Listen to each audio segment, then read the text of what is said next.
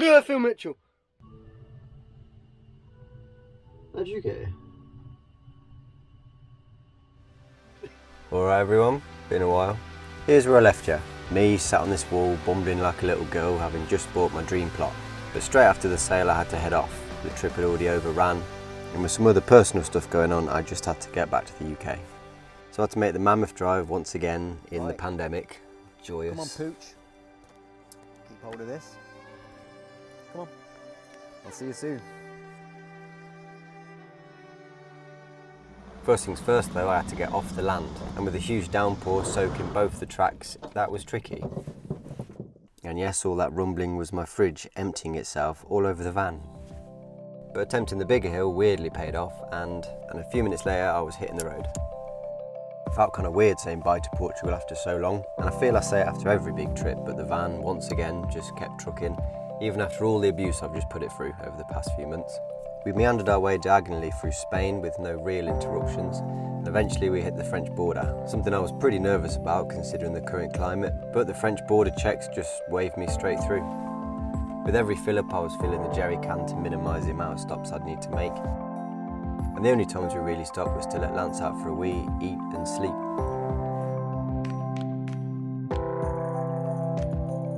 Two and a half days later we were in Dieppe. Lance had had his worming tablets, and with France being in a complete quarantine at the time, we just slept outside the port until it was time to board.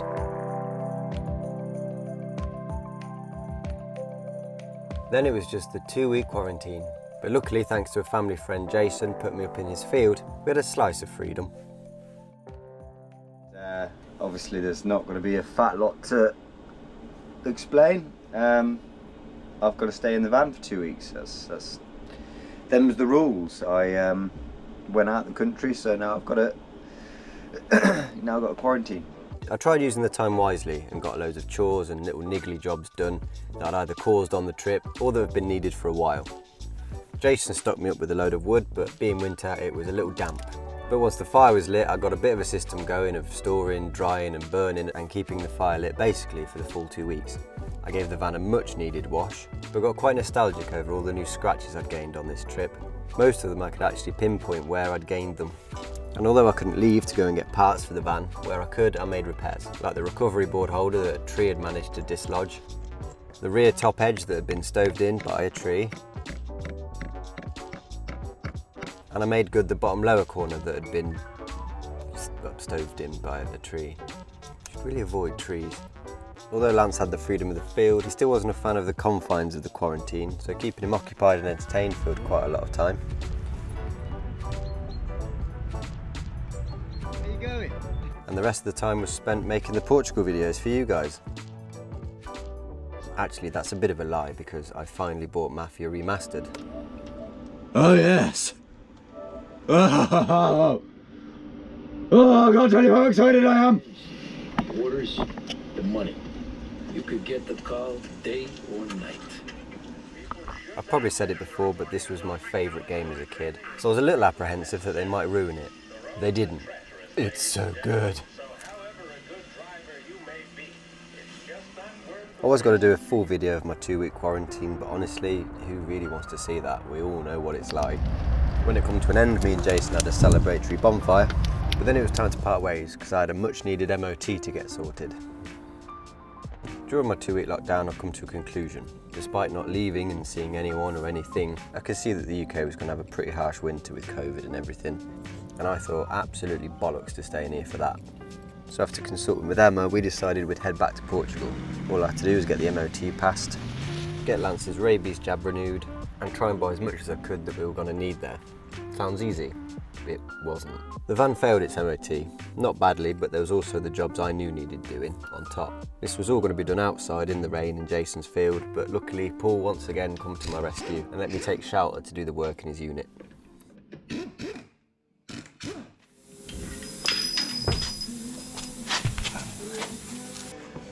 Okay then. Oh my god. That's all mud in there. I was pressed for time as we really had to get back out of the UK, so booked a ferry 48 hours from now.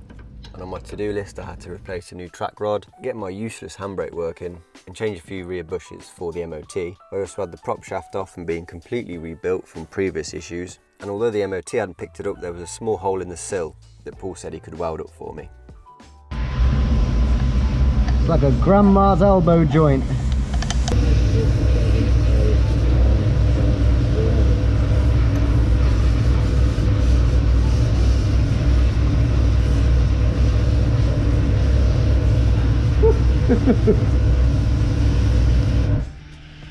Yeah, steamed up a bit. Just a bit. Jesus Christ. The track rod end was fairly new, so it would just be a case of swapping it onto the new one, if it wasn't for the fact that it seized on. Luckily, after a blast with the blowtorch, it soon come off and I could start swapping it over. I had to try and get the threads as close as possible to the original, so that the tracking wasn't a mile out, and then try and get this brand new, extremely stiff new track rod back into the steering rack, which I've condensed down here, but honestly, it took like an hour. Unreal.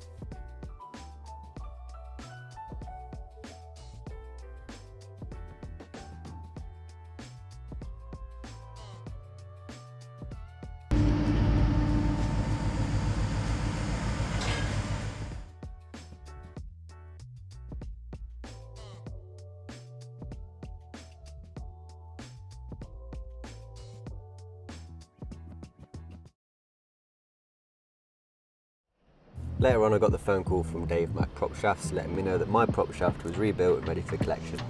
Now it was just a faff of getting it all back on the van.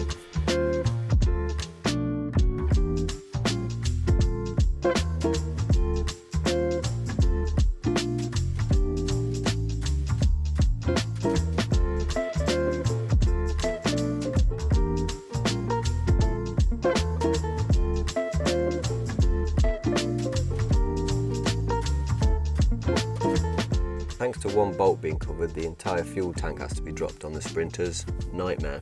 Unfortunately, the van was almost bone dry of fuel, so it wasn't that much of a mission to manoeuvre.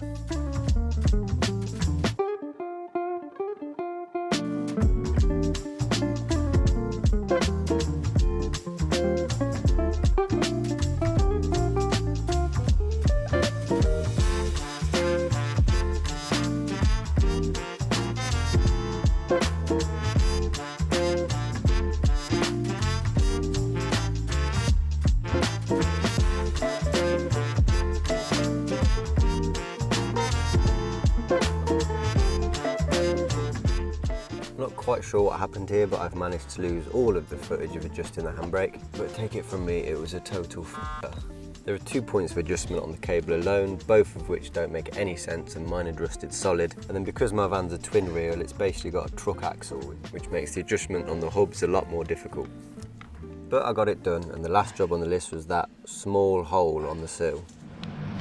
Oh dear, oh dear. This very quickly became the definition of one of those jobs you wish you never started. Seemed like a quick job. Paul just said get it back to good metal and I'll weld a patch on. But I just never found good metal and it all just completely disintegrated. And with now only 24 hours to go before the ferry, I was beginning to panic. What's happened? And I thought it was the case. Oh. Yeah, there's a bung hole here. Come on, be an adult. There's a so what's happened is there's a hole where a bung should be, a bung hole if you like. There's a hole for a bung. Oh, for sake. So what's happened is there's a hole here where there should have been a rubber bung, and there wasn't one. It's fell out at some point. So water's collected in here and it's game over really, as you can see. God damn, if I'd have knew it was this bad I would have ordered a whole new sill, but I just thought it was this hole here. No, it's not. And looking over that side, the exact same bung is missing. So I better go and get that plugged as well. Why is the foam in there? That could hinder welding slightly. Oh, that's drenched. Let's not have that in there then. Maybe it's supposed to go in there though. Ah, it's to cover up the other bunghole. I need to grow up so quickly. Other than that, it really ain't that bad in there. It's pretty damn clean. Sprinters, eh? Other than the scuttle panel though, and a little bit on the chassis once, like a little patch. This is the only welding I've had to get done so far. I mean, the scuttle was obviously a big job, so that statement is a bit bullshit, but right. Just have to get the wheel going on this, clear it all off. Oh, that's another issue. That bloody drain hole's clogged.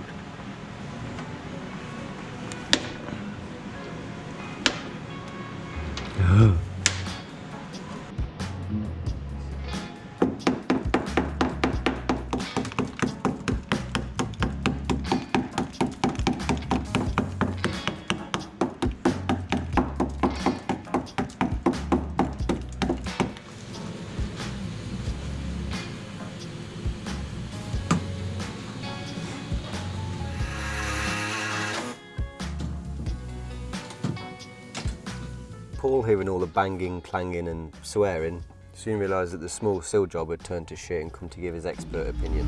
Okay, what then? Doable, or is it panels really? Well, it needs to be doable, doesn't it? Yeah, kind of. Because I don't think we're going to get panels straight away. No. In the next 24 hours, I don't think. I don't think there's anyone around here who does them. No. We scoured the internet for places that would be open and local, and even sent Emma to a place in Oxford to try and get some Sprinter panels, but no such luck. So pressed for time, I resorted to type and began to bodge it. If I couldn't buy panels, I was going to make them.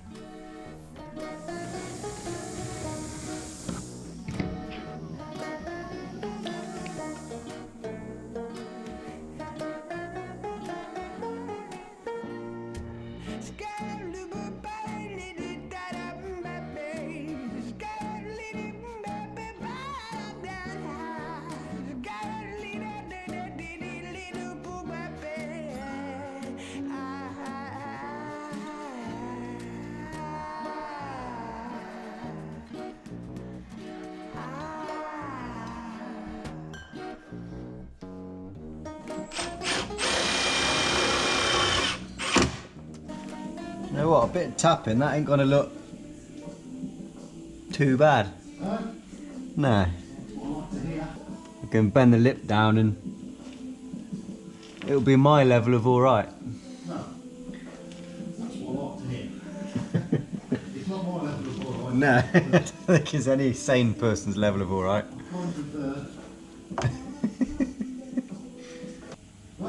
I reckon I've got a job in Haiti here. It's where they remanufacture all their own panels, isn't it? Is it? Yeah, they got the 50s cars. Oh yeah. Is it Haiti or is it? Cuba. Cuba, that's it. It'll take me straight on in Cuba.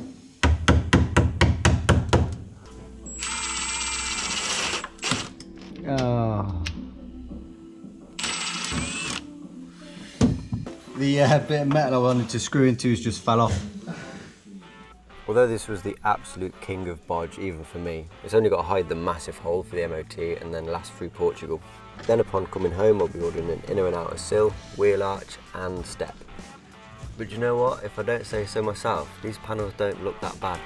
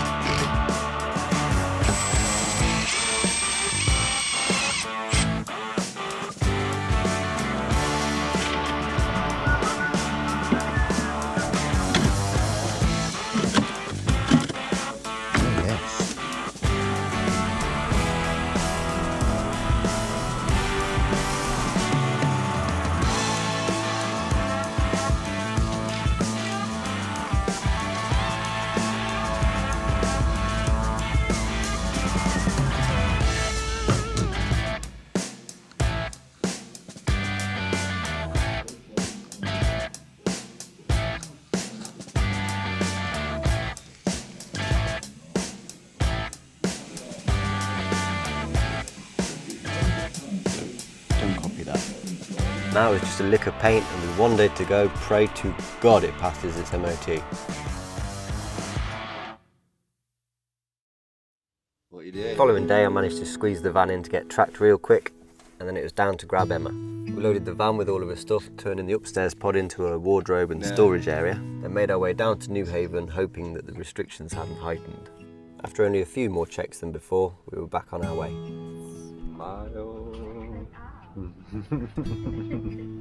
On the exact same ferry that I'd boarded only 2 weeks ago. Then it was just that 1,500-mile trip again. But at least with Emma here, it wasn't as lonely, panic-stricken, and it went a lot faster. We could even have teas, coffees and food without the need to stop.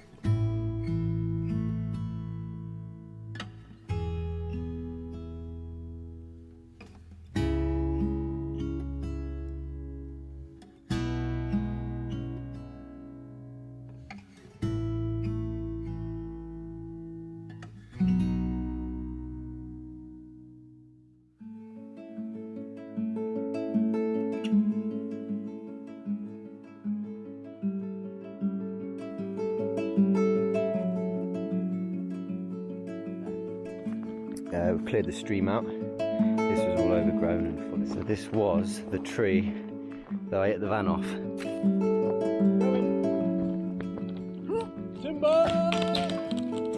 Every time you come near them, a load of frogs jump in like that. And as you can see, there's a lot going on here. We've got wood. Most of this wall we've rebuilt. Not the best.